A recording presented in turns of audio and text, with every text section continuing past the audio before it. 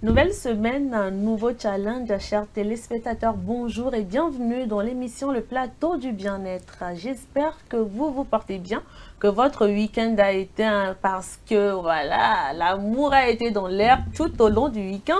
J'espère que vous n'avez pas eu assez de gourmets, mais que vous avez plutôt profité de ce week-end pour encore passer d'excellents moments avec vos compagnons et vos compagnes. En tout cas, nous sommes là. Chaque matin, on va s'atteler à vous donner des informations constructives, raison pour laquelle, ce lundi matin, toute l'équipe du plateau du bien-être est encore là pour vous donner des informations et vous aurez pour ce matin, que sais-je, la recette de la semaine ainsi qu'un défi à relever. Ce sera bien entendu dans défi de la semaine. Encore une fois, bonjour et bienvenue à vous. Installez-vous confortablement car nous sommes là, prêts à vous servir. Avec moi sur ce plateau, ma team du lundi, la team choc que vous appréciez tant. Alors, Charlène, bonjour. Je vais commencer avec les dames. Bonjour Blondine. Comment tu vas? Un peu fatiguée. Je sais, parce que moi-même là... c'est parce que j'aime... en fait, moi c'est autre chose. J'aime trop mes téléspectateurs. Genre, je ne peux pas me passer d'eux, tu vois. Sinon, la fatigue, même quand tu vois mon visage, sans que, voilà, c'est pas la Blondine, mais... c'est l'amour en fait. On est dans le mois de l'amour. Mais pour moi là, c'est pas que je suis sortie. C'est pas que j'ai fêté. C'est pas ça, c'est autre chose. J'ai eu à faire d'autres activités, tu vois. Je vois un peu. Et comme je suis tenue de venir servir nos chers amis téléspectateurs, je suis là. Sinon, j'espère que vous avez bien fêté. Ils ont bien fêté. Sinon, on a entendu un peu que vous nous donnez un peu de votre amour là. On n'a pas eu. Donc, voilà. Alors Jacques, bonjour.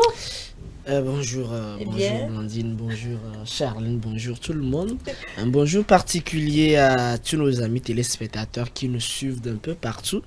Ça fait plaisir de savoir qu'ils sont souvent encablés et que nous passons ces moments ensemble avec eux. Eh bien, quand Charlène dit qu'on va faire comment, Blandine aussi qui vient renchérir, puisque j'aime nanani nanana. Bah, souvent j'ai l'habitude de dire quand la femme dit on va faire comment là, c'est fou, il y a un guise sous roche. Sinon elle ne le ferait pas par amour. Si elle le fait, c'est qu'il y a une contrainte. Non, ne dis pas ça. C'est que tu ne connais pas la femme. Non, Jacques, je ne suis pas d'accord. C'est plutôt quand l'homme dit ça qu'il y a un guise sous roche. Vous n'allez pas commencer un beau lundi matin comme ça. Quand la femme dit, on est clair. On va faire comment? Cette contrainte-là, il y a quelque chose. D'accord. C'est ce que tu penses. Je ne suis pas responsable de ce que tu penses. Donc. Eh bien, le week-end a été. Je ne peux pas quand même. Les gens ont fait le point du week-end. Moi aussi, je vais faire mon petit point. N'est-ce pas? Comme on aime bien faire les points. Eh bien, le week-end a été. Oui. Les gens saluaient leurs amis. Moi aussi, je tiens à jeter des fleurs. À mes compagnons, à mes amis, ils se connaissent. Vous êtes formidables. Et chaque particularité c'est-à-dire que chaque particularité d'une personne fait que cela apporte un certain délice à cet amour. Et j'aime ça. C'est le bien-être. Tu as été en cuisine ce week-end. Non, mais tant que c'est le bien-être, moi ça me va. Merci Jacques. Alors, Ézéchiel. Bien, bonjour à tous. Bonjour chers amis et téléspectateurs. C'est un plaisir de vous retrouver toujours. Voilà, on fait du matin pour partager bien évidemment le début de semaine ensemble. Et, voilà, partager les bonnes infos qui vont permettre de garder la bonne humeur, la bonne santé et puis voilà. Garder une sérénité tout au long de cette semaine. C'est tout toi le lundi là. La voix d'Ézéchiel semble un peu lourde. Je comprends pas. Non, mais... C'est le week-end, Aujourd'hui là, tu es là pour juger tout le monde quoi. C'est le week-end. Bon, je sais pas ce que ça traduit. Mais... Non, je comprends, c'est la voix d'homme, c'est la thyroïde, on en parlera. Donc que sais-je? D'accord, que sais-je? Exactement. C'est un plaisir de vous retrouver. Ouais, plaisir partagé. En tout cas, je suis très ravie de vous avoir sur ce plateau pour m'accompagner pour toute cette émission. Nous allons, comme je le dis, nous atteler à donner de très bonnes informations à nos chers téléspectateurs et surtout dans la bonne humeur. Nous allons commencer parce que nous n'avons pas assez de temps. Mais vous n'avez pas croqué l'amour le week-end? Nous n'avons pas fait quoi? Croquer l'amour le week-end. Avec quoi? On croque avec. Croquer même, carrément. Jacques, moi, je n'ai pas croqué quand même. Si tu as fêté, tu as toujours gardé les couleurs de la Saint-Valentin, pardon. Non, moi, je n'ai pas croqué. Même tu as les couleurs de la Saint-Valentin sur tes lèvres. Touché, quand tu mes lèvres. Jacques. Touché. Bon, on va y aller. On va y aller avec la causerie de ce matin. La causerie, là. On peut y aller. Je vous préviens. Tu as peur. Quand je dis c'est bon, c'est que c'est bon. Tu as peur. Hein? Tu n'as pas confiance en nous, comment? Ézéchiel. Lundi, on va vite faire pour le... Hein? Ézéchiel. On va servir. Les lundis, là, on ne traîne pas. D'accord. Bon, on va y aller avec la causerie. J'aime la manière dont vous êtes serein et tout ça. Alors, la causerie de ce matin nous dit ceci. Entre l'homme et la femme, qui est le plus infidèle? Entre l'homme et la femme, qui est le plus infidèle? Les femmes se prononcent. Ça, on va parler encore. C'est elle qui souvent diabolise les hommes. Beaucoup. Hein? C'est elle qui diabolise les hommes. Elles font porter le chapeau aux hommes tout le temps. Qu'elles se prononcent. Tu dis qu'elles font porter le chapeau aux hommes. Tu as commencé autant. Si ce n'est pas ça, là, est-ce que les femmes vont tout le temps faire porter le chapeau aux hommes? Si ce n'est pas le cas, est-ce qu'elles vont, toutes les femmes, parce qu'on n'a rien à faire, on va se lever, on va dire que les hommes sont infidèles, ils sont tout le temps infidèles. C'est parce qu'il y a quelque chose, non? Donc tu portes à croire que les femmes aussi ne sont pas infidèles? Je n'ai pas dit ça. Mais les hommes sont plus infidèles que les femmes. Attends, la femme... Et sur quoi tu te bases? Attends, sur quoi tu te bases? Non, parce qu'il ne faudrait pas aussi que nous baignons dans les affirmations gratuites. Hein, sur quoi elles se fondent. Donne-lui le temps de s'expliquer. Donne-lui le temps de s'expliquer. Aujourd'hui, je me suis réveillée, j'ai dit, causerie là, je ne vais pas m'énerver contre quelqu'un sur le plateau. Donc, pardon, laisse-moi parler. Non, c'est juste qu'il ne faut pas... Non, laisse-moi parler parce que quand toi tu vas commencer là, je ne vais pas brancher. Ok, d'accord. Moi, je le dis et je le répète encore. La femme, quand elle aime, genre, en tout cas la plupart des femmes, je prends 90% des femmes. Quand une femme t'aime, c'est qu'elle t'aime. Elle y met tout son cœur, toute son attention. Genre, toute son attention est portée sur toi. Et même, elle peut te laisser son téléphone comme ça. Hein. Quand ça sonne, tu as le droit de décrocher. Tu as le droit même d'utiliser son téléphone pour passer des appels et tout et tout. C'est pour ça, quand tu vois dans les foyers, la plupart du temps, ce sont les mamans qui remettent leur téléphone à leurs enfants parce qu'elles n'ont rien à cacher. Est-ce que tu as pas vu combien d'hommes ont remis choses à leur téléphone aux enfants d'utiliser à la maison? L'homme est professionnel dans tout ce qu'il fait. Comment professionnel? Il est professionnel. Comment professionnel? Le fait de remettre le téléphone à ton enfant pour qu'il aille sur, je sais pas, suivre des trucs sur YouTube, c'est ça qui... C'est pas YouTube. C'est ça le professionnalisme. Le téléphone de papa, c'est pour des affaires beaucoup plus sérieuses. Quelle affaire? Imaginez voir dans des couples où la femme apporte 90%, l'homme apporte 10% là. Imaginez, qu'est-ce qu'il fait imaginez-moi, Jacques, un gendarme ou encore un commandant avec mon téléphone. Et je sais très bien que j'ai des images, voilà, j'ai des faits, j'ai peut-être des dossiers. Donc tous les hommes là, ils sont commandants. Donc vous tous, vous êtes commandants. Bon, en fait, même s'il n'est pas commandant. S'il n'est pas commandant, quoi, Jacques, ce que tu dis, l'homme fait de son téléphone son outil de travail. Comment son outil de travail? Et il y a ce qu'on appelle le secret professionnel. Il faut laisser ça. Donc les femmes. Il y a les clauses de confidentialité. Non, il faut laisser ça. Je ne attendez, attendez. L'homme peut peut-être remettre un autre portable. La femme hôtel ne fait rien, quoi. Et Charlène et Jacques. Ce que vous ne savez pas, c'est que les femmes. C'est dans ça, à un moment donné, les enfants même prennent le dessus sur la tête de leur maman parce que la maman s'est tellement amusée avec l'enfant, si bien qu'elle donne tout à l'enfant. Non, et à un moment donné, quand elle refuse de remettre son téléphone à son enfant, l'enfant commence même pas à donner des coups à sa maman. Je t'arrête parce que les enfants ont plus peur de leur maman que de leur père, parce que la maman très vite elle lève la main, mais le papa est serein. Le papa, quand il veut te gronder, il faut laisser ça. Lorsque l'enfant sait que maman c'est une maman jet li, là, il y a quand même cette peur-là. Jacques, mais parfois, se laisser aller dans cet amour-là, se laisser aller fait que à un moment donné, les enfants gâtent, les mamans gâtent. Je t'ai dit qu'aujourd'hui, je suis venue. Jacques, on va laisser. Je vais pas m'énerver. Oh non, Jacques, on va laisser Charlène continuer. Elle est en train de monter. Jacques, s'il te plaît. On va laisser Charlène continuer. Que je t'apporte un tensiomètre. C'est pas possible. Bon, Charlène, tu continues. S'il te plaît, Jacques, tu nous la coupes. Je me suis perdue dans mes pensées. Jacques, je n'aime pas ça. C'est la dernière fois que je parle et tu m'interromps. Je vais t'aider à retrouver ton fil conducteur. Bon, je disais quoi? Je disais que dans la plupart des foyers, ce sont les mamans qui remettent leur portable aux enfants. Les papas ne le font jamais. En tout cas, genre, un papa sur 10 le ferait peut-être. Hein? Je dis encore peut-être. C'est parce que la femme, elle n'a rien à cacher. L'enfant peut même aller prendre le téléphone, aller remettre à son père. Son père fouille, il ne trouve rien. Mais l'homme, façon, il tient son téléphone.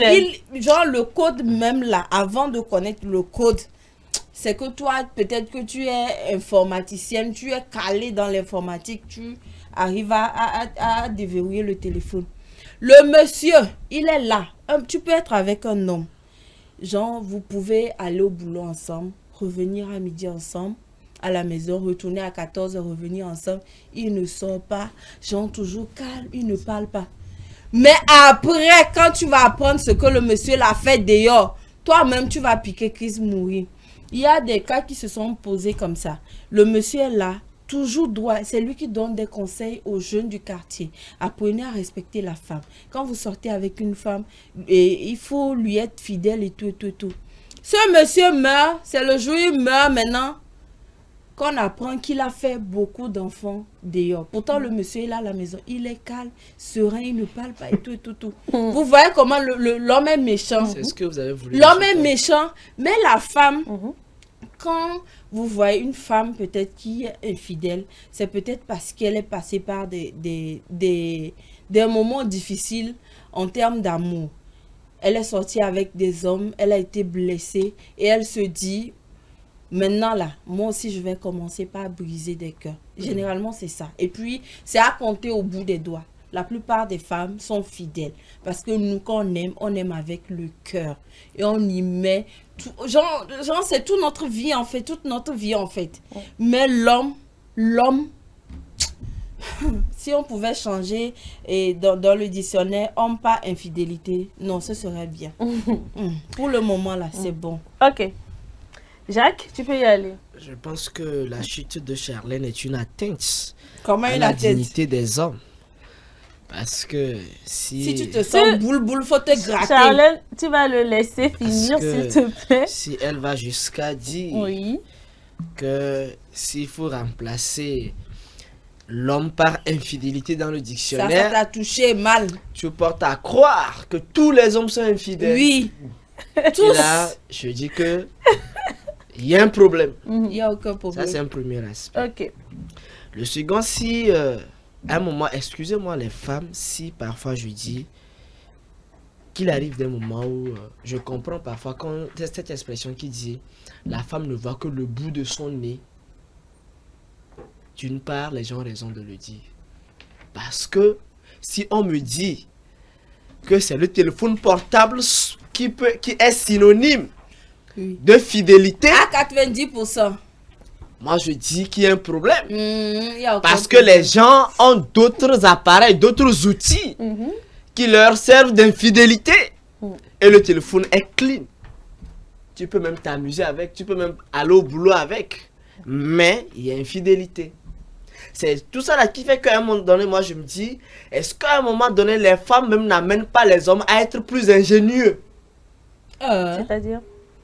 C'est-à-dire, oui. Est-ce que les femmes n'amènent pas les hommes à développer d'autres sens de réflexion qui font qu'ils développent d'autres mécanismes et ils vous servent ce que vous voulez? Ce que j'ai dit, c'est un exemple que j'ai donné parmi tant d'autres. Hein. Oui, et c'est cet exemple-là qui m'inspire. Fallait pas attendre que je parle pour que tu sois inspiré. C'est-à-dire que je me base de cet exemple-là. Faut pas te baser de moi, mon exemple. D'apporter une lumière sur le sujet. S'il y a des choses à dire, faut dire. Faut maintenant, quand je reviens au sujet, eh bien, je ne cautionne pas l'infidélité. Voyez-vous, parce que je sais les risques que comporte l'infidélité. Justement. On connaît tous les dangers qui peuvent découler de ce que nous appelons infidélité. Oui. Cependant, s'il faut dire entre l'homme et la femme qui est plus infidèle, je ne saurais me prononcer. C'est pas mieux pour toi. Pourquoi est-ce que je le dis? Si l'homme peut être infidèle, c'est que la femme aussi peut être infidèle. Mais on dit qui est le plus infidèle, c'est ce qu'on demande. On n'a pas dit est-ce que l'homme est infidèle, la femme est infidèle. Selon toi, qui est le plus infidèle? Je vais te servir, Charlène. Si l'homme peut être infidèle, la femme peut l'être aussi. Parce que ces deux êtres, et ces deux êtres sont appelés à connaître parfois des moments de faiblesse. Oui. Quitte maintenant au niveau du qualificatif qui est plus que l'autre. Ça dépend des circonstances. Oui. Dans un couple, lorsque on parcourt l'historique, c'est en ce moment qu'on pourrait être amené à comprendre ce qui fait que l'un est plus infidèle que l'autre. Oui. Parce que c'est vrai. C'est pour ça que j'ai posé la question à Charlène. Sur quoi elle se base pour dire que les hommes sont plus infidèles que les femmes? C'est sur quoi? Toi-même, tu sais. Je n'en sais rien. C'est pas de ma bouche. Je n'ai pas vu un outil officiel parce que toi-même, tu qui l'es. permet de mesurer les Toi-même, infidélités. Jacques, tu l'es. Ou bien il y a une consultation qui permet de mesurer l'infidélité de l'homme et de la femme. C'est que je n'en vous sais êtes rien. infidèle. Et vous, Maintenant, vous aimez, vous maintenant, plaisez dans vos maintenant, moi je dis que si peut-être à un moment donné, les gens pensent que l'homme est plus infidèle que la femme, chacun a sa façon de voir les choses. Et d'une part, c'est que à un moment donné, nous nous fions trop à ce que pense le commun des mortels. Parce qu'on a dit ceci, parce que ça crie partout, on chante sur tous les toits. Oh, les hommes sont infidèles, les hommes sont infidèles. Les enfants aussi commencent par prendre ça comme une chanson, pardon. Et même les tout petits enfants commencent par répéter ça. Les hommes sont infidèles, les hommes sont infidèles. Et quand ces personnes commencent par grandir, c'est déjà dans leur esprit. Et moi je me dis, en ce moment, est-ce qu'on ne fait pas du tort? Et en ce moment, est-ce qu'on n'encouragerait pas l'infidélité chez l'homme? Non, c'est vous-même qui avez normalisé ça. Hein. Vous Non. Les hommes, vous avez Parce normalisé qu'à un moment ça. donné, c'est ce que je dis, à un moment donné, nous-mêmes nous prêtons le flanc. Nous encourageons les gens dans cet état-là, dans cette situation, parce que nous prêtons des intentions.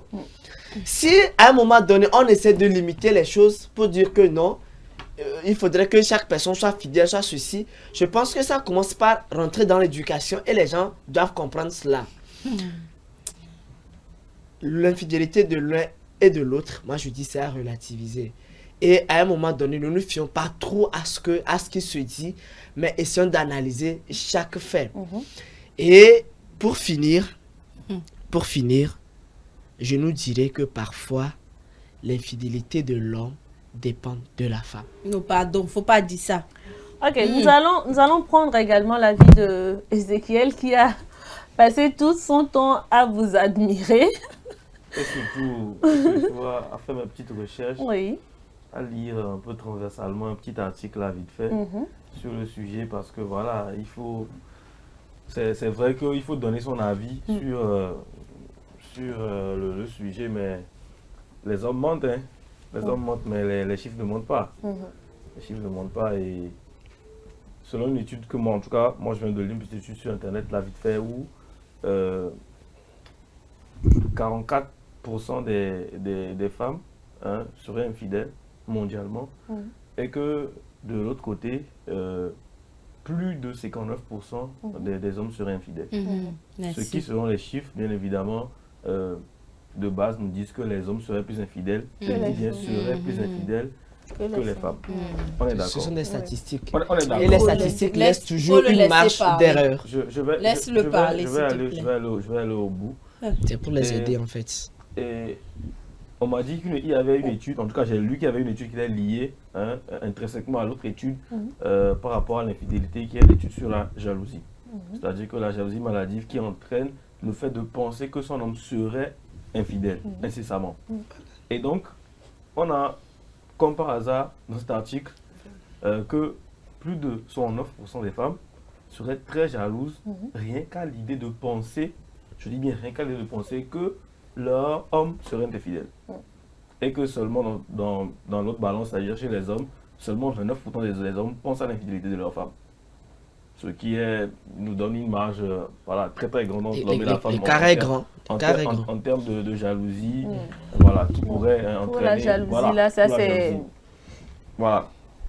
Maintenant, j'ai voulu pousser un peu plus loin parce que je me dis que ce n'est pas ça qui va vraiment faire la différence ou, disons, en tout cas, nous permettre d'avoir une idée sur, en réalité, qui est le plus infidèle. Et donc, une autre étude dit que 20% des femmes seulement sont sûres à 100% que leur partenaire actuel les trompe. 34% pensent, c'est-à-dire que sans preuve, que leur partenaire actuel les trompe, sans preuve. Et 44% pensent que, voilà, savent que leurs hommes les trompent. Ce qui fait une marge qui est très déséquilibrée. On a environ 55% des femmes qui ne savent pas ou qui ne sont pas sûres que leurs hommes les trompent. Et de l'autre côté, on a quoi? Moins d'une moitié. C'est 45% de femmes qui pensent que, voilà, qui savent voilà, que leurs hommes les trompent. Voilà, ce qui est relativement bas. Hein. On n'est même pas à la moitié des femmes qui sont trompées. Et voilà, moi je vous laisse avec ces chiffres. Ce ne sont que je vous laisse tirer vos conclusions. Tu disais tout à l'heure, quand je donnais les premiers chiffres, que tu étais très d'accord avec moi. Tout à coup, quand je donne des chiffres complémentaires, laissez-moi aller au bout s'il vous plaît. Mais là, quand je donne les chiffres complémentaires, pour qu'on analyse réellement aussi le comportement qui est lié à l'infidélité, tu n'es plus d'accord? Je ne suis pas d'accord. Il faut qu'on soit d'accord jusqu'au bout, de bout en bout. Non, pas forcément. Il faut qu'on soit d'accord de bout en bout. C'est ce que je dis, c'est ce que je dis quand elle... Tout de suite, elle, dans ses propos, elle dit que les hommes sont plus infidèles. Sur quoi elle se base pour le dire? C'est vrai que ça, ce sont des études. Et moi, je l'ai dit ici, que généralement, nous nous fions trop à ce qui se dit. Parce que toi-même, tu es là, tu vois certaines choses. Ce qui se passe dans la maison des voisins et tout. Vous savez, à un moment donné, c'est ce qui nous tue. Sincèrement, ce problème-là a détruit le nombre de foyers. Juste parce qu'on a vu le monsieur avec telle personne, peut-être dans une position ou encore dans une posture pas trop canonique, on commence par avoir des intentions. Et c'est ce qu'elle a dit, que la jalousie, Moi, ce que j'aimerais dire, c'est que moi, je ne suis pas spécialiste de chiffres que ce soit. J'ai juste les articles, j'ai donné mon avis à base de ça. Mais aujourd'hui, ce qu'il faut comprendre, c'est qu'il faut sortir des mentalités un peu archaïques. Il est temps d'en sortir. Parce que, pour preuve, une autre étude dit que depuis 2022, la coupe se rapproche, en tout cas se rapproche énormément. C'est-à-dire que des hommes infidèles et des femmes infidèles. C'est-à-dire que on était à plus de 70% des hommes qu'on penserait infidèles. On en est aujourd'hui à seulement 54%. C'est-à-dire que de plus en plus, les femmes sont aussi infidèles. Je ne dis pas que les femmes sont plus infidèles que les hommes, mais ce que je veux dire, c'est que la marge d'erreur sur les études existe.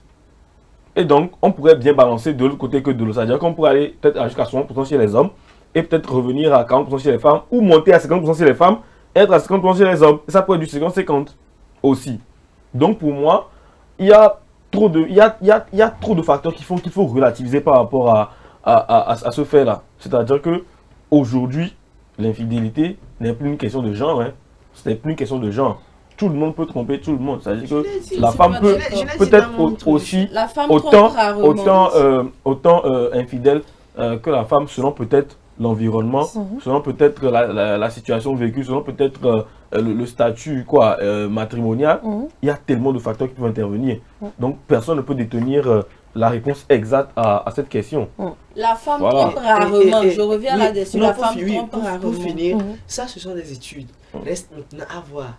Quand on parle de l'infidélité, est-ce que ces personnes-là sont juste en cheminement, copains-copines? ces personnes sont fiancées, ces personnes sont dans une relation sérieuse, c'est-à-dire réellement engagées, mariées. Vous voyez, tout ça, c'est à relativiser. Et c'est pour ça que je dis, si l'homme peut être infidèle, la femme peut l'être aussi. Tout dépend des circonstances.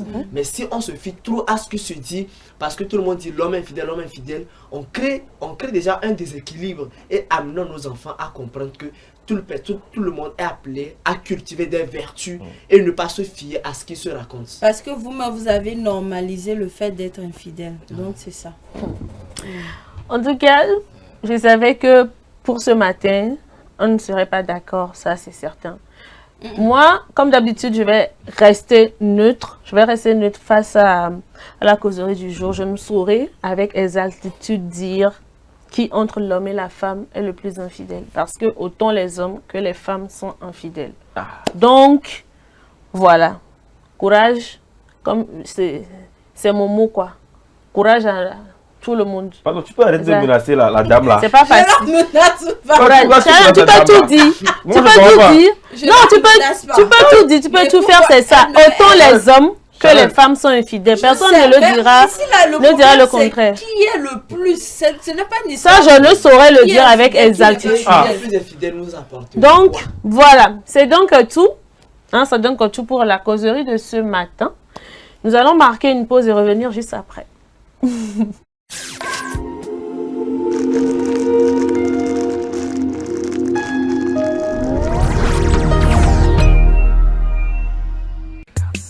L'amour, c'est des hauts, c'est des bas. Et quand la femme dit non, c'est vraiment non. Mais rien ne vaut un petit cadeau pour raviver la flamme de l'amour. La femme se fait belle et sensuelle pour votre plaisir.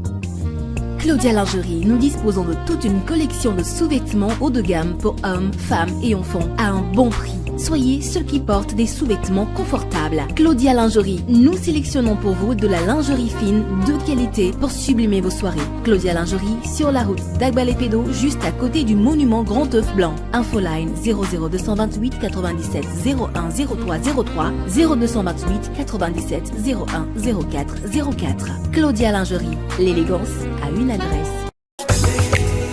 M-Afrique, association internationale des médecins pour la promotion de la santé en Afrique, première ONG internationale d'origine africaine spécialisée dans les actions médico-chirurgicales humanitaires. M-Afrique, c'est la promotion de la santé et l'éducation pour tous en Afrique. M-Afrique est membre du Conseil économique, social et culturel de l'Union africaine, le COSOC UEA, également accrédité à le COSOC ONU. Les médecins de M-Afrique, présents en Afrique et en Occident, réalisent chaque année plus de 2500 opérations chirurgicales et 25 000 consultations médicales spécialisées gratuites en zone rurale et périurbaine en Afrique. M-Afrique, c'est la formation continue des acteurs de la santé, la recherche, les missions médico-chirurgicales, humanitaires, foraines gratuites, la lutte contre les maladies transmissibles et non transmissibles, la promotion de l'éducation pour la santé, le développement communautaire.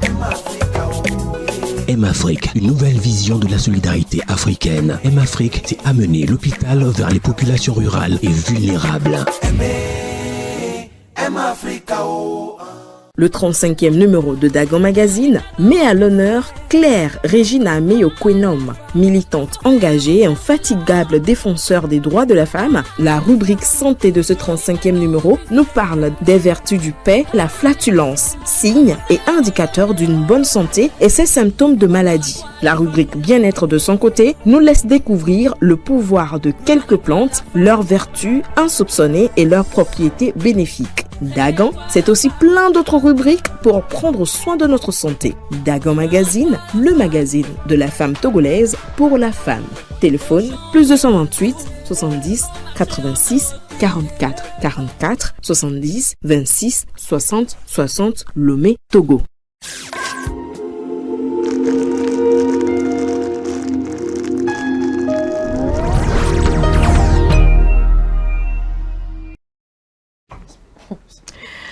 Retour donc sur ce plateau après cette pause. Nous allons poursuivre cette émission. Jacques et Charlène, je peux vous faire sortir et continuer mon émission.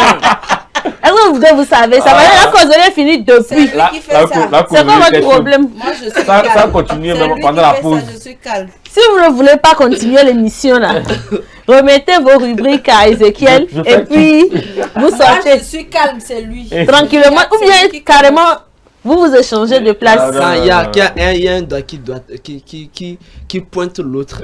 Il y a le second qui nous revient. Moi, je ne veux plus parler, c'est lui. C'est lui. Je dis ça, je le dis. Maintenant, on peut continuer l'émission. Allons-y seulement. On peut poursuivre. Allons-y. D'accord, allons-y avec l'info du jour.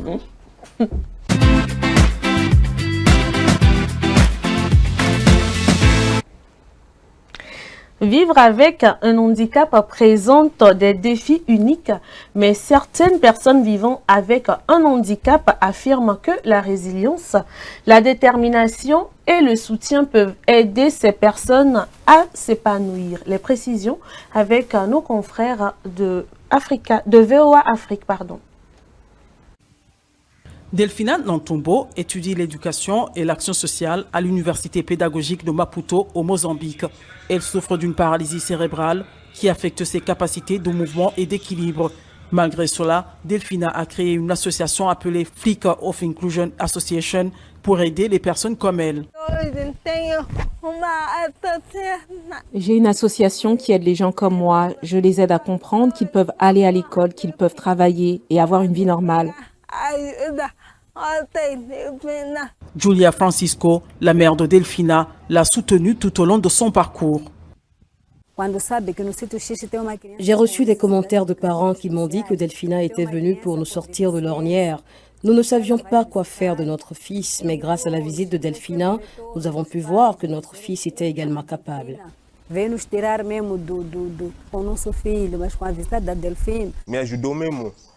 Elle m'a aidé à vouloir retourner à l'école parce que j'avais déjà abandonné, mais elle m'a fait comprendre que j'étais capable et que je pouvais aller loin.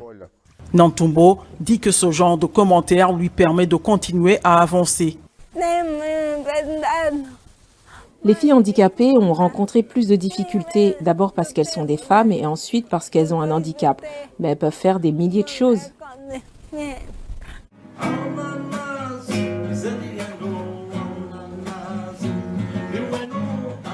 Raphaël Bata est malvoyant, mais il a trouvé refuge dans la musique au fur et à mesure que sa vue baissait. Inspiré et encadré par le musicien mozambicain aveugle Issaou Meneses, Bata a appris à jouer de la guitare et a formé un groupe composé de personnes malvoyantes.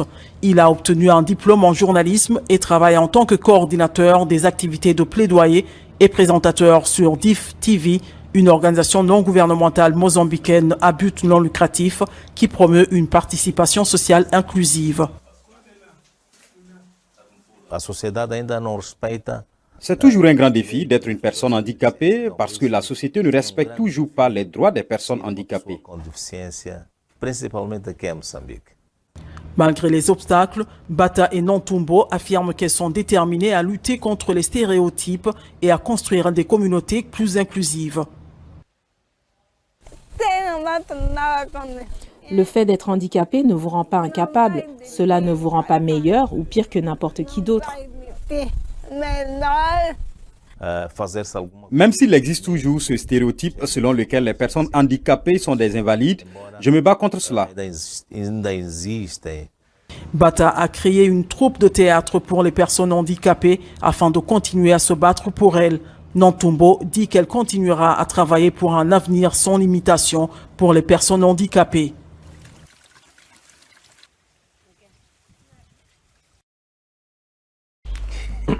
Retour donc sur ce plateau. Eh bien, très cher, ce qui se passe dans ce studio aujourd'hui est inexplicable. En tout cas, on adore va poursuivre. Et vous le savez, aujourd'hui c'est lundi et souvent Ezekiel nous donne un défi à relever. Il a commencé depuis quelques semaines déjà à nous donner des défis pour toute une vie. Pour aujourd'hui, il a décidé de nous montrer comment on peut faire 10 000 pas par jour. Ce sera juste après le jingle.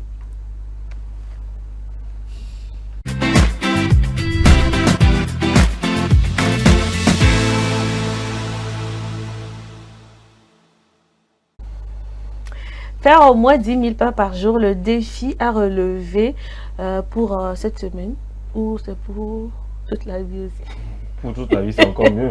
Cette semaine, essayez et puis voir si vous pouvez l'adopter pour toute la vie parce que voilà, c'est quelque chose qui est bénéfique pour vous sur le moyen, le court, le moyen, le long terme. Donc voilà, on n'empêcherait pas les gens de le faire pendant toute la vie, hein, oui Jacques? Moi je ne dirais pas toute la vie parce que c'est formulé 10 000 pas par jour. Donc à défaut de faire 10 000 pas par jour, je peux dire au moins par semaine, faire l'effort de faire au moins 10 000 pas. Parce que si vous faites 10 000 pas par jour pour toute une vie, c'est nous demander d'être... Je vais t'expliquer. Je vais t'expliquer. Et puis, attends, et puis c'est au moins. Au moins 10 000 pas. Minimum, on ne fera que marcher. Je vais t'expliquer pourquoi ça serait plus ou moins possible tous les jours et pourquoi parfois ça serait mieux d'en faire moins ou un peu plus même. Explique-moi. Voilà. Déjà, il faut savoir que ce n'est pas évident de faire 10 000 pas par jour lorsque vous êtes dans vos activités normales quotidiennes. C'est-à-dire que vous êtes, vous vous levez le matin, vous prenez votre engin ou votre moto, votre voilà, je sais pas quoi, et que vous partez au boulot et que vous arrivez au taf, vous êtes au bureau, c'est pas évident. Parce que il y a, disons, une certaine sédentarité qui s'installe, qui fait que ce n'est pas favorable à ce que vous faites les 10 000 pas. Mais il y a des astuces qui vont pouvoir vous aider peut-être à pouvoir faire pendant la journée un certain nombre de pas avant peut-être de rentrer à la maison pour terminer.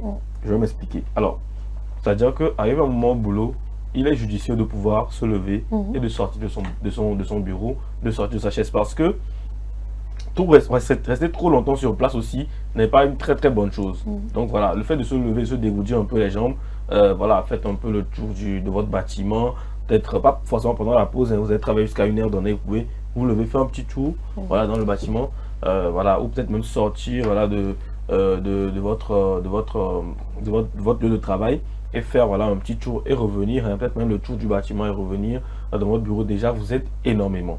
Et en ce qui concerne les escaliers, est-ce que ça peut... Très pratique aussi, très pratique aussi, parce que lorsque vous faites des pas peut-être en inclinaison, bah, c'est comme si vous faisiez 2 pas au lieu d'1 à chaque fois. Donc les escaliers, ça aide aussi beaucoup à pouvoir voilà, faire ces 10 000 pas là par jour.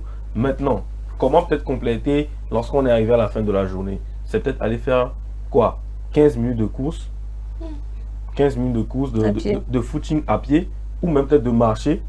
Hein, sur un certain nombre de kilomètres, peut-être 2 ou 3 kilomètres, pas en rentrant, mais rentrer à la maison, vous pouvez le faire comme, voilà, disons, à titre, voilà, c'est ça, à titre de petits sports ou de petits footing, vous complétez vos 10 000 pas, et voilà, c'est fait. C'est très facile à réaliser en réalité, voilà. Et puis, il faut savoir que vous avez tellement de bienfaits, non seulement pour l'amélioration de la santé cardiaque, bien évidemment, voilà, je ne vais pas répéter les mêmes choses, hein, la gestion du poids aussi, c'est un truc qui va vous aider à maintenir, à garder vraiment la ligne. Si vous le faites, bah, vous allez garder votre ligne pendant très longtemps. Et si vous êtes encore plus, bah, forcément vous allez perdre du poids si vous en avez en trop. Je vais revenir sur le en trop. Alors, ça réduit aussi vraiment le stress voilà, et l'anxiété, améliore la condition pardon, physique et puis la prévention de certaines maladies comme le diabète, voilà, de type 2 ou encore l'hypertension. Et puis voilà, une meilleure mobilité, un meilleur équilibre aussi. Et puis je voulais en parler à Jacques qui demandait si faire les 10 000 pas par jour ne reviendrait pas à redevenir Moïse un peu dans le temps. Mais non, il faut savoir que... Alors, il faut savoir que bien que 10 000 pas soit une bonne habitude à adopter, il faut parfois se trouver, en tout cas chercher à fixer vos propres objectifs. C'est-à-dire que Jacques, par exemple, qui est très fin, c'est un exemple que je prends, qui est très fin, n'a pas besoin de faire 10 000 pas par jour. Jacques, bon, qui est fin, non, c'est pour ne pas employer un terme péjoratif. Voilà, qui est fin, n'a pas besoin de faire forcément 10 000 pas par jour. Comprenez un peu? Charlene. Je ne voulais pas donner d'exemple sur ce côté. Mais comme tu m'as fait la passe des hymnes, oui. Contrairement à Charlene, qui peut-être a besoin de faire 10 000 pas au moins ou plus. Non, mais ça te ferait du bien. Ou plus. C'est vrai. Ou plus. Donc Jacques peut faire par exemple, 7 000, 6 000 ou encore 8 000 pas. Je vais même faire 10 000. C'est à lui de décider de combien de pas il peut faire. Parce que déjà 8 000 pas peuvent suffire à apporter des bénéfices significatifs pour la santé. Donc voilà, chez Jacques, voilà, ce n'est que bénéfique. Voilà, ça ne lui retire rien, mais ça lui ajoute encore beaucoup, en tout cas une meilleure condition physique, encore voilà, une meilleure compulence, un meilleur état physique et puis de santé. Voilà, oui. On va dire que ceux qui marchent n'ont pas souvent assez de chair sur les os. Ça dépend de comment c'est fait. N'est-ce pas? Ça dépend de comment c'est fait. Mais Ezekiel, et à la fréquence à laquelle c'est fait aussi. Quelque chose qui m'a inspiré, c'est que pour ces femmes enceintes, je pense que au moins faire quelques pas par jour le serait très bénéfique. Et c'est l'occasion, récemment on a parlé de la Saint-Valentin ici et tout, mais je pense que le véritable amour aussi, c'est que peut-être le soir quand je rentre, qu'on prenne du plaisir, ma femme et moi, à faire une petite marche, ne serait-ce qu'au Il y en a quartier. qui le font, c'est beau à et qu'on voir. retourne, prendre un bain ensemble et puis on dort tranquillement. Mais pour, s'il te plaît, pour les femmes enceintes, je pense que il faudrait qu'elles demandent l'avis de leur médecin parce que c'est pas toutes les femmes qui sont autorisées à faire des activités. Voilà. Donc voilà, c'est relatif, mais demander l'avis. Mais généralement, c'est bon. À un certain moment. Voilà, c'est bon, c'est juste un peu. Voilà, juste un peu. Non, vers la fin comme ça, je pense qu'on conseille même ça. Exactement. Donc voilà, c'est. Moi, je ne te coupe pas. Ce que j'aimerais savoir, c'est que commencer 10 000 pas comme ça, ça ne doit pas être chose. Comme je l'ai dit, on peut le faire progressivement. Progressivement, d'accord. Exactement. Il y a même des applications aujourd'hui qui vous aident, j'en venais même. Qui vous aident. Voilà. Ça vous signifie que vous êtes à tel pas. Sinon, tu ne peux pas marcher, compter 1, 2, 3. Clairement pas. Vous ne pouvez pas le faire. Donc voilà, il y a des applications qui aident des montres connectées, qui aident aujourd'hui à pouvoir réaliser ce défi-là. Donc voilà, ne vous en lassez pas et puis profitez-en. Je pense que ça va vous faire beaucoup de bien. Il y en a, tu les vois sur le goudron en train de faire la marche avec leur casque, écouter la musique.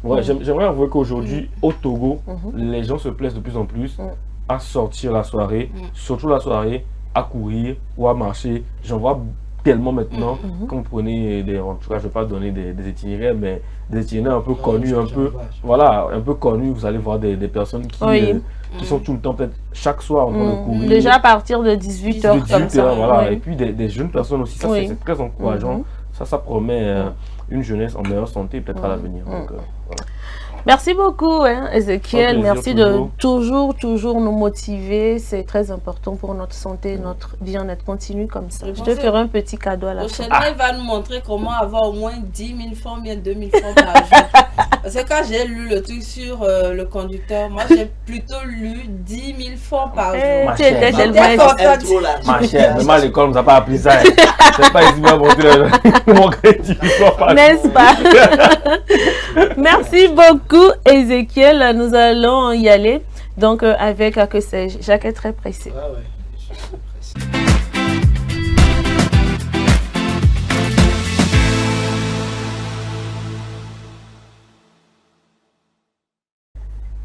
Que sais-je de ce matin? On parle de la pomme d'Adam. Est-ce que cette pomme existe également chez les femmes? Question. Merci.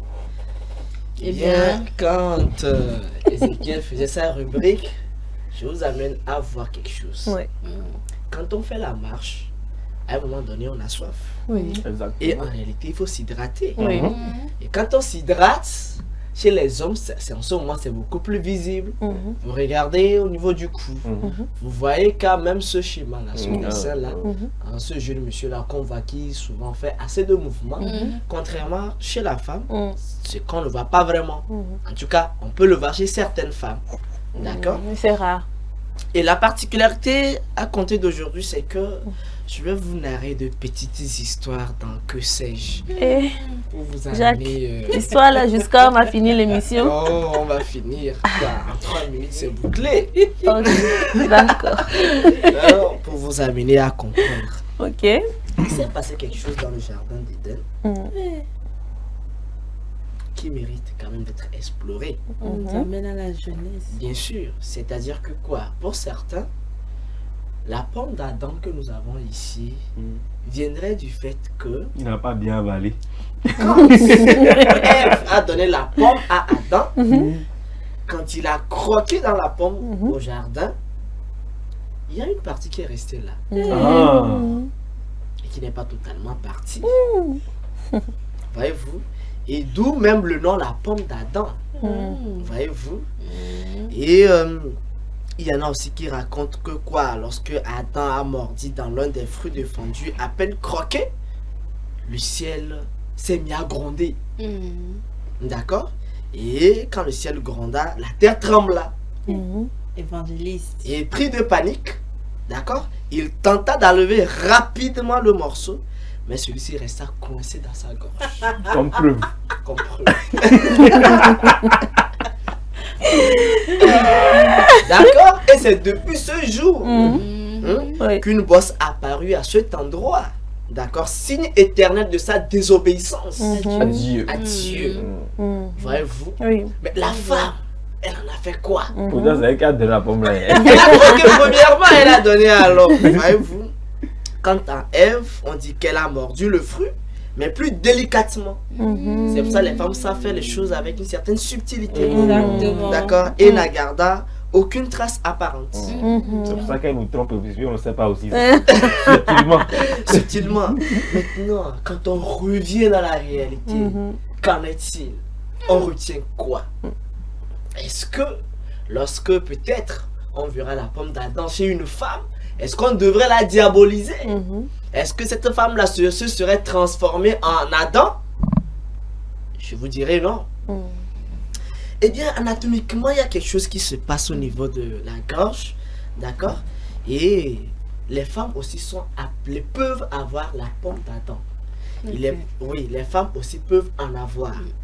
Anatomiquement, la pomme d'Adam est une partie du larynx. Quand on prend le corps humain, le squelette, lorsque nous l'avons tracé, en tout cas dessiné au cours primaire, il y a quand même la gorge et il y a quand même ce que nous appelons le larynx. Il y a les images, on peut quand même voir les images. Et bien plus précisément, une proéminence du cartilage du cartilage thyroïde, c'est-à-dire au niveau de la thyroïde, d'accord, c'est cette sortie-là, cette proéminence qui fait que au niveau de l'homme, nous avons cette sortie-là que nous appelons la pomme d'Adam, d'accord, chez les hommes. Et cette structure est plus développée en raison de l'effet de quoi? De la testostérone. Et la testostérone, elle est produite au niveau des gonades, d'accord, chez les hommes. Et c'est ce qui fait que à la puberté, hein, c'est cette hormone-là qui fait que l'homme a la voix beaucoup plus grave. Ce matin, je disais que Zikel a une voix lourde, grave ce matin. On sent que la production de la testostérone est à fort haut niveau.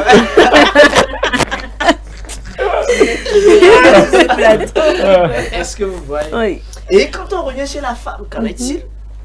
Eh bien, le cartilage thyroïde est également présent, d'accord, mais son angle est beaucoup plus obtus. Lorsque nous tracions au cours primaire les angles, il y a ce que nous appelons l'angle obtus de quoi? 130 degrés. Donc c'est beaucoup plus comme ceci. Oui, comme ceci. D'accord. On oublie 130 degrés. D'accord. Et c'est le même cas quand vous voyez chez la femme, c'est-à-dire que tu permets. Hein. Mon cou. C'est mon cou là. Je blague. Voilà. Voyez-vous, donc c'est voilà, ça dessine très bien le 130 degrés. Voilà. Hein? Et ce qui fait que il n'y a pas. Non, c'est bon maintenant. On dirait plus d'SVT. On te le met devant, on dit lève la tête. D'accord. Et ce qui fait que ce qui rend la pomme d'Adam moins proéminente, elle n'est pas vraiment sortie. Mais la femme là, c'est beaucoup plus subtil, c'est beaucoup plus caché. Et maintenant, chez certaines femmes, cela peut sortir un peu plus. Il y a plutôt une certaine sortie. Et bien, cela est légèrement visible en raison de la variation naturelle de l'anatomie ou encore de son anatomie. Donc, chez certaines personnes, en fonction de son anatomie, ça peut sortir un peu plus. Mais ce n'est pas à diaboliser. Et comme je l'ai dit, c'est une partie du larynx qui est sortie et que nous voyons. Et cela, c'est inoffensif. C'est inoffensif. Mais à un moment donné, ça peut peut-être prêter confusion quand la personne souffre de goitre. Ok. Parce que quand, au niveau de du goitre, pardon, c'est le même cas, c'est la thyroïde. C'est la thyroïde nodularis. Et quand vous sentez qu'il y a une certaine poussée et ça prend du volume, anormalement, ça devient inquiétant. Et là, il faut véritablement, ou encore je dirais, il faut rapidement aller voir un médecin pour se faire consulter pour que justement, dans un bref délai ou le plus tôt possible, on puisse trouver une solution. Donc voilà, la pomme d'Adam, la femme aussi peut en avoir, mais ça peut être caché ou encore sorti. Mais retenons que c'est inoffensif et les femmes aussi peuvent l'avoir. Merci beaucoup, Jacques, de nous éclairer sur ces points chaque lundi matin. On aime ça. Merci. Vous aurez les histoires. On aime savoir. On aime être contaminé par le savoir. L'antiseptique de numéro. Une fois tous les matins à 10h. En tout cas, nous allons marquer une pause, c'est tout ce que je sais.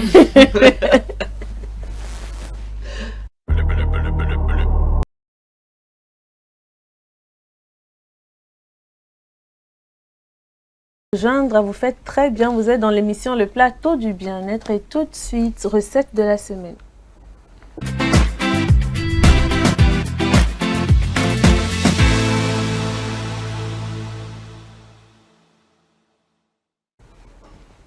Des astuces avec Charlène ce matin dans la recette de la semaine. Premièrement, nous allons apprendre comment avoir un riz qui ne colle pas, qui est bien détaché et surtout qui est bien cuit. Bien cuit. Ouais, c'est recette de la semaine sans nourriture sur le plateau. Ouais. Vous avez mangé la semaine dernière. On peut manger toutes les semaines. C'est ça la réalité. C'est bien noté. C'est bien noté. Mon assistant Jacques a bien noté. Donc vous allez manger la semaine prochaine. Moi aujourd'hui je suis devenu ton assistant. Assistant cuistot. On appelle mamito, c'est ça, non? Moi je pense. C'est le thème approprié. Alors, pour revenir, je suis comme...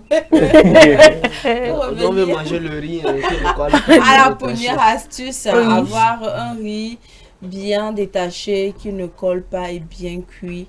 C'est un sérieux problème pour certaines personnes, à l'instar de Jacques. Voilà, parce que et tu achètes un riz, peut-être le riz que tu as l'habitude d'acheter, tu ne l'as pas trouvé, tu es obligé d'acheter un autre riz.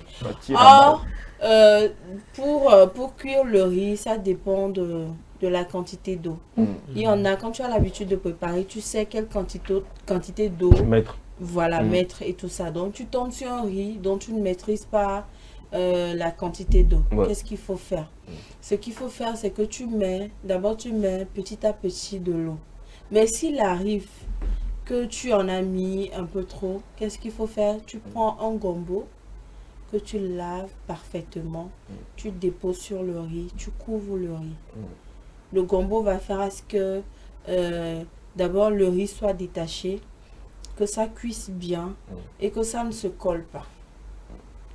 Notre gombo là. Le gombo. C'est pour ça que je dis, il y a certaines choses que nous devons avoir obligatoirement dans nos cuisines. Parce que tu te retrouves face à une situation, tu as besoin d'un petit truc, un truc de rien du tout, mais tu ne l'as pas. Tu reçois par exemple ta belle famille, tu veux les impressionner, tu ne peux pas du riz. Et puis voilà, catastrophe. Qu'est-ce qu'il faut faire? Le riz se colle. Quand le riz est collé, ce n'est pas agréable à la bouche. En tout cas, pour moi, ce n'est pas agréable. C'est bon. Donc, c'est bon comment? Peut-être tu vas peut-être transformer ça en pâte de riz et faire un peu de sauce d'arachide là-dessus. Pas mal. Imagine tu n'as pas d'arachide dans ta cuisine. Je vais en chercher. S'il a 22h, tu vas en trouver ça. Tu vas venir manger à 22h chez moi. C'est que je suis seul. Il y en a qui peuvent venir par exemple entre 20h30 et 21h. Et peut-être la personne te dit qu'elle a faim. Non, moi, je vais pas chez moi. Tu es là, ta belle famille vient à 21h. Tu vas la renvoyer. Moi, je vous renvoie. Je vais vous donner de l'eau. On a qu'à se dire le thème. On a qu'à se dire le thème. Tu viens chez moi là. Alors là, je donne de l'eau. J'espère que tu leur diras ça avant de déposer leur fille. Non, moi, je vais les renvoyer. Les circonstances diffèrent. Donc, c'est toujours ça. Vous prenez le combo. Vous ne coupez pas la tête, hein. Vous le prenez tout entier comme ça. Vous lavez très bien. Très bien. Et puis vous déposez ça sur. C'est important d'avoir ce petit truc-là. Non. Vous allez voir ça tout à l'heure en image. Vous ne mettez pas de plastique. Le plastique, c'est pas bon. Hein. Au pire des cas, vous prenez un torchon propre. Voilà. Que vous prenez pour recouvrir votre riz. C'est mieux. Mais le plastique, non. Le plastique, c'est pas du tout. C'est pas bon. Pas bon. Et pour la deuxième, voilà, c'était ça pour la toute première astuce de ce matin. Pour avoir un riz qui ne colle pas, bien détaché, surtout bien cuit. D'accord. Comment sont fortes des... D'accord. Maintenant, pour la seconde astuce, tu vas nous apprendre comment accélérer la cuisson d'un riz qui peine à cuire. Et ça là, c'est dans les cérémonies de dot. Ça, c'est mon pire cauchemar, ça. C'est même pas dot. Vous voyez un peu, quand vous allez à certaines cérémonies dans lesquelles il y a des femmes, généralement ce sont les femmes qui cuisinent, vous allez toujours, vous voyez une tante là qui aime se faire voir. Elle veut toujours prendre le devant des choses. Pour la cuisson du riz gras, par exemple, elle dit c'est elle. Elle va être la maestro. Imagine, elle commence la préparation du riz à un côté qui est cuit, l'autre côté n'est pas cuit. C'est la panique totale. C'est gâté sur elle. C'est gâté. Parce que tu as voulu te faire voir, ça t'a rattrapé, ça t'a laissé. Voilà. Qu'est-ce qu'il faut faire dans ce cas? Ça dépendra aussi de la quantité du riz que vous avez sur le feu. Vous prenez de l'oignon. Vous enlevez, vous l'épluchez, vous lavez très bien et vous insérez dans la partie où le riz n'est pas cuit, ça tarde à cuire. Donc, dès que le... Jacques, est-ce que je peux continuer s'il te plaît? Dès que l'oignon est cuit, le riz est cuit. Donc, voilà, ça cuit au même moment en fait. Voilà, c'est très simple. Vous n'avez pas besoin, il y en a, quand une partie cuit, l'autre tarde à cuire, qu'est-ce qu'ils font? Ils prennent la spatule et puis ils mélangent. Non, ne faites pas ça. Il y en a même qui mettent les fourchettes et autres là. Parfois les gens ajoutent encore de l'eau. Oui, de l'eau. C'est genre le riz devient pâteux. Parfois, moi j'ai fait. Cette confession, moi j'ai fait une fois. Si Jacques pas dit pour lui, c'est comme les gens. Non, c'est ça. Moi j'ai fait. On dit que c'est eux, disons les gens, c'est qui les gens là? Mais moi j'ai le courage d'assumer que j'ai une fois fait. C'est ça, je dis, si quelqu'un parle ici, c'est qu'on va fuir le plateau. Donc mieux, il se tait. Vous prenez juste votre oignon, vous l'épluchez, vous introduisez dans le riz. C'est fini. Si vous avez un torchon propre, vous couvrez, vous prenez le torchon pour couvrir la marmite. Et il faut juste asperger un peu d'eau sur le torchon. Voilà. Et puis vous recouvrez. C'est fini. Dès que l'oignon cuit. Jacques, pardon, fais comme j'ai dit. Parce que c'est galère parfois quand tu veux juste faire un petit riz de fait. Parce que tu as faim. Et maintenant tu te rends compte que tu mets ton riz au feu, le riz va cuire. Tu dis que c'est ça qui va vite que tu vas manger. Est-ce que l'astuce là, je peux par exemple, je mets le riz au feu et bon, je veux que ça aille vite. En même temps, j'introduis. Oui, ça accélère également. Oui. Le monsieur là, il s'est C'est quoi ça encore, hein? En tout cas, chers téléspectateurs, c'est sur ces lignes-là, c'est fou rire que nous vous disons merci d'avoir été de nous tout au long de cette émission. J'espère que vous avez pris du plaisir à nous suivre. Le plateau du bien-être, c'est fini pour aujourd'hui. On se retrouve demain matin pour un tout nouveau numéro. Portez-vous bien. Au revoir.